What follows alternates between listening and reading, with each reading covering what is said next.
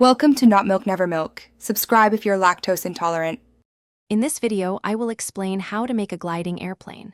Gliders are fascinating aircraft that use natural air currents to stay airborne without an engine. We'll explore the fundamental principles of flight and how they apply to simple glider designs.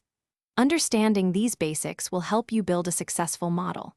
Get ready to learn the steps to create your very own soaring craft, perfect for a fun afternoon project. Now, let's gather our essential materials and tools. You'll want lightweight foam board or balsa wood, which are excellent choices for their strength-to-weight ratio. A sharp craft knife is crucial for making clean, precise cuts, ensuring your components fit together perfectly. Don't forget strong, quick-drying glue for secure assembly and some fine-grit sandpaper to smooth any rough edges, optimizing your glider's aerodynamics for better flight. With your materials ready, it's time to start building. First, carefully cut out your fuselage, wings, and tail sections. Precision here is key.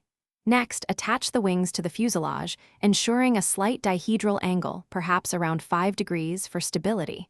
Then, secure the horizontal and vertical stabilizers to the tail. Finally, check that your glider is well balanced. This is critical for a smooth, controlled flight path. Once your glider is assembled, it's time for the exciting part, testing and fine-tuning.